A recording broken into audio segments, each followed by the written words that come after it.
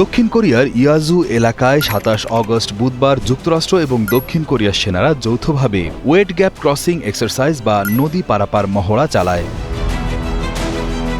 এর লক্ষ্য ছিল দুই দেশের সেনাদের নদী অতিক্রম করার সক্ষমতা বাড়ানো। ২৫ আগস্ট শুরু হওয়া ৩ দিন ব্যাপী এই অনুশীলনে প্রায় ৩০০ মার্কিন সৈন্য এবং দক্ষিণ কোরিয়ান সৈন্য অংশ নেয়। সেনারা যৌথভাবে একটি ৯১৯ ফুট ভাসমান সেতু স্থাপন করেন বলে দক্ষিণ কোরিয়ার সেনাবাহিনীর এক বিবৃতিতে জানা যায়। এই মহড়া উলচি ফ্রিডম শিল্ড নামক ১১ দিনব্যাপী বার্ষিক যৌথ সামরিক অনুশীলনের অংশ, যেটি শুরু হয়েছিল ১৮ আগস্ট।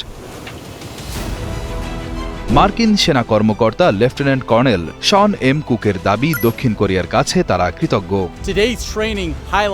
আজকের এই প্রশিক্ষণ যুক্তরাষ্ট্র দক্ষিণ কোরিয়ার জোট ও সম্পর্ককে আরও শক্তিশালী করেছে। নদী পারাপার বিশ্বে অন্যতম জটিল প্রকৌশল মিশন। আমরা দক্ষিণ কোরিয়ার ১১২তম ইঞ্জিনিয়ার ব্যাটালিয়নের সঙ্গে একসঙ্গে কাজ করেছি। তাদের সক্ষমতা ও অংশীদারিত্বের জন্য আমরা কৃতজ্ঞ। অন্যদিকে কিম জং উনের উত্তর কোরিয়া দাবি করে, যুক্তরাষ্ট্র দক্ষিণ কোরিয়ার যৌথ সামরিক মহড়া প্রমাণ করে যে ওয়াশিংটন কোরীয় উপদ্বীপ দখল করতে চায় এবং এ অঞ্চলের শত্রু দেশগুলোকেই তারা লক্ষ্যবস্তু বানিয়েছে। দক্ষিণ কোরিয়ার সেনা কর্মকর্তা লেফটেন্যান্ট কর্নেল পার্ক সাং উর্ন বলেন, দুদেশের সেনাদেরই নদী পারাপারের সক্ষমতার উন্নতি হয়েছে।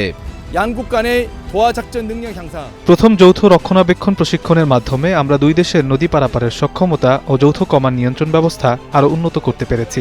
আমরা আত্মবিশ্বাসী উভয় দেশের সেনারা একসঙ্গে সফলভাবে নদী পারাপার অভিযান সম্পন্ন করতে পারবে।